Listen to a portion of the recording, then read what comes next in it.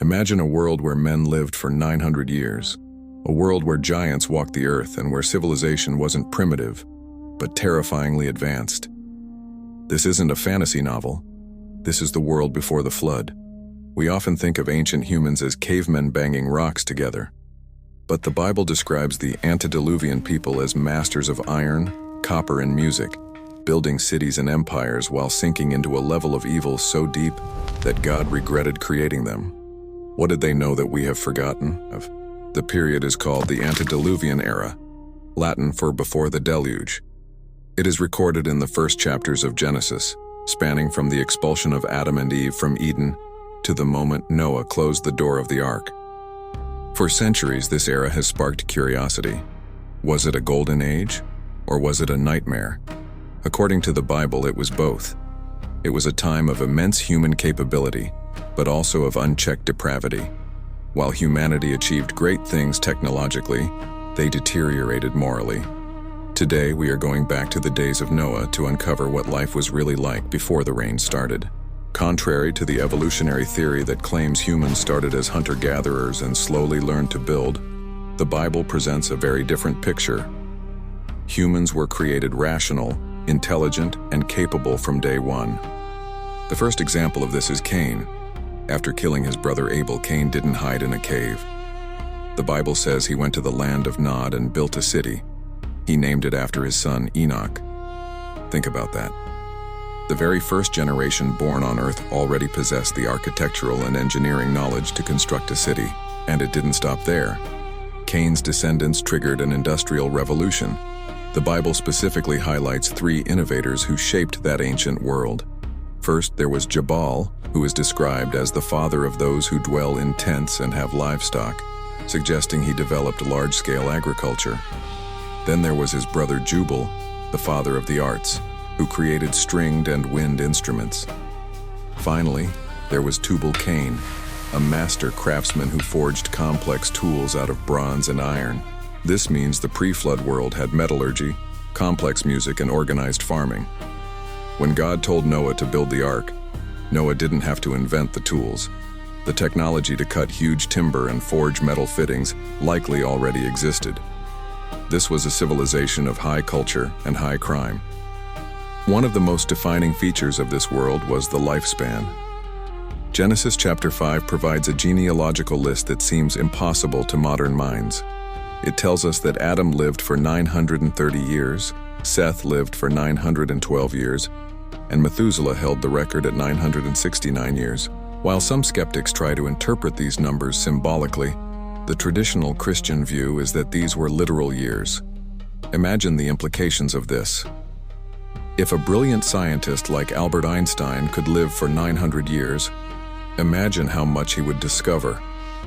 In the Antediluvian world, you didn't just have one lifetime to learn, you had 10. A single individual could master engineering, astronomy, and medicine over centuries. With one common language and centuries of accumulated wisdom, the transmission of knowledge would have been incredibly efficient. This explains how they could advance so quickly. But with great knowledge came great evil. The Bible traces the spread of sin through the lineage of Cain. It started with a murder when Cain killed Abel, but it quickly escalated. We meet a man named Lamech, a descendant of Cain. Lamech is the first man in the Bible to corrupt the definition of marriage by taking 2 wives. He was also a double murderer, boasting about killing a young man who injured him. He famously said, "If Cain shall be avenged sevenfold, truly Lamech 70 and sevenfold."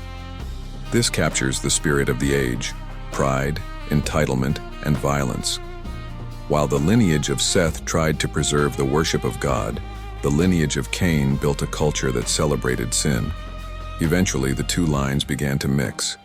This brings us to the most controversial passage in Genesis, which states that the sons of God saw the daughters of men that they were fair, and there were Nephilim in the earth in those days. Who were the Nephilim?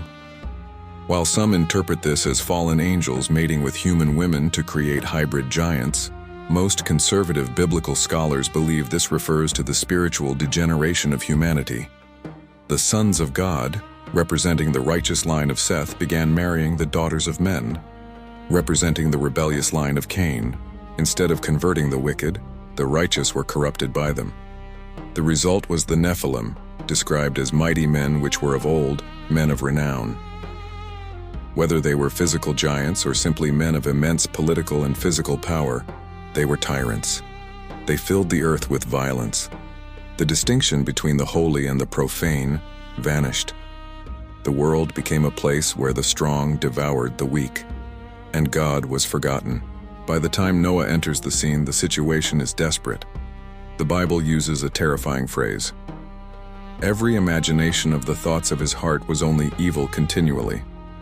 It wasn't just that people did bad things, it was that they couldn't even think good things. The corruption was total. And yet life went on. Jesus described this era in the New Testament saying, "They were eating and drinking, marrying and giving in marriage, until the day that Noah entered into the ark.